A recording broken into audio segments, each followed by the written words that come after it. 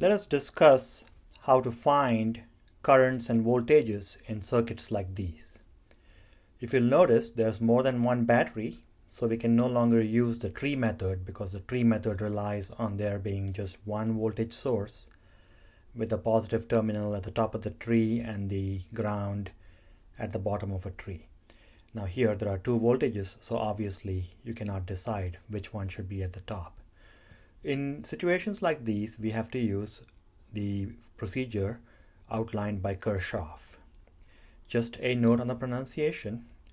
Many of even my electrical engineering colleagues say either Kirchoff or Kirchoff. Those are German pronunciations of this name.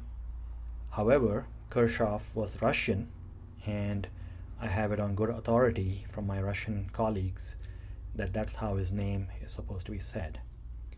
So just to put some goals, let's find the current in the ammeter A,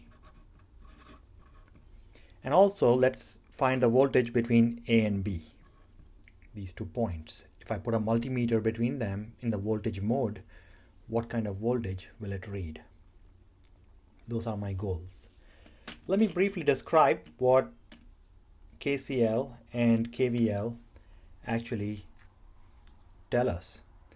So the current law of Kirchoff tells us that the sum of all the currents at a node is equal to 0. Nodes are points like A and B. What that means is all the currents that enter it, if they have a positive value, and all the currents that leave the node, if it's got a negative value, the total sum must be 0. That makes sense. It's essentially a statement that charge is conserved in the universe. The way I'll be applying KCL is going to be as follows. If I come to a node with some current I, I'll let a portion of the current, which I'll call I1, go through one branch. Then the remaining portion, I minus I1, goes to the other branch. In other words, I'll eliminate calling I minus I1 I2 and then writing positive I equals minus I1 minus I2 equals 0. So rather than do all that, I'll just eliminate the use of KCL by choosing my currents to be this. So we won't make a huge production of KCL. How about KVL? What does KVL give us? KVL is a loop statement. It says that if you choose any loop that goes around a circuit, then the sum of voltages is equal to 0. And that also makes sense. If I took an electron from here and sent it on some journey, let's say through this loop, and brought it back to where it started, the total potential difference from start to finish is 0. So that's a statement of KVL. In order to use KVL and KCL, I'll have to first make current assignments and then make loop choices. So let's assume that a 16 volt battery is putting out some current I. Well, that same current is going to come here, and then here it's going to have a choice. Let me call the current that goes through the 3 ohms and the ammeter I1. Then the remainder current is going to be I minus I1. That satisfies this assignment rule. Let's see what happens. Always make sure this is consistent. I1 is going to return like this, meet with I minus I1 to give you back the current I. Now, applying KVL requires us to choose loops. First of all, how many loops are there? One way to find this out is to dip this circuit in soap film, something you will not do in real life, obviously. But if you imagine this, then the question of number of loops is how many internal soap films do you need to burst? That's 1 pop, that's 2 pops. The internal soap films are gone. So there are going to be 2 independent equations. The third equation is going to be not independent. And that third equation represents the soap film that starts from the circuit and goes off to infinity. If you poke that, you're not going to get an independent equation. In applying the loop law, you need to also choose a direction of travel. Now I like to make this completely random. I'll make this equation, this loop 1, I'll make this loop 2, and I'll make this loop 3. Just to be clear, loop 3 is going around the circuit's boundary, avoiding this middle part altogether. In electrical engineering, or some students like to choose loops to be always clockwise or counterclockwise, I'm going to avoid any such rule. You can choose it in any direction that you want. Now, how are these equations written? You must think of yourself as hiking. When you're hiking, you're going to be climbing hills and coming down hills. Going up a battery in voltage is like climbing a hill. So when I climb, go from here to here, I am gaining plus 16. What about currents through resistors? They should be thought of as water flow. If water is flowing in the same direction as my hiking direction, then that means I must be descending, because water always flows downhill. If I choose this path, I'll be meeting the water coming towards me, which means that I must be going uphill. So those are the simple hiking and analogs. They only work if we assume that current in a wire is carried by positive charges. If you assume that the current in a wire is carried by negative charges, which in fact happens to be true, then this hiking analogy breaks down and you'll have to reverse the entire convention. That's why physicists like to continue to use the Benjamin Franklin fiction that current is the movement of positive charges, even though it's patently false. Let's try the equation for loop 1. I always like to start from the battery. So that gives me plus 16.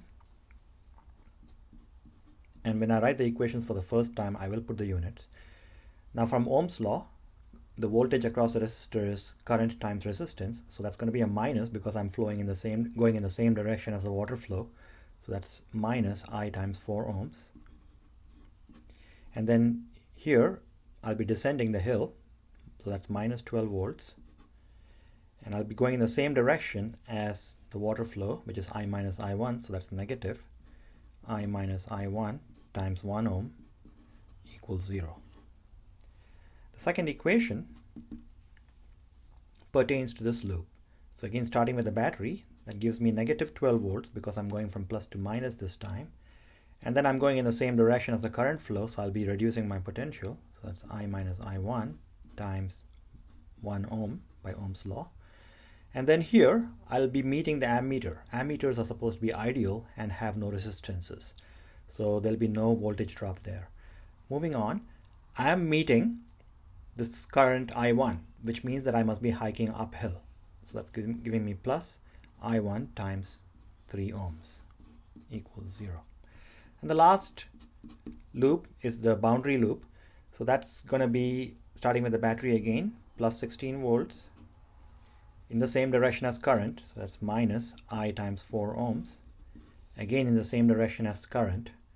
This current is I1 though. So it's I1 times 3 ohms.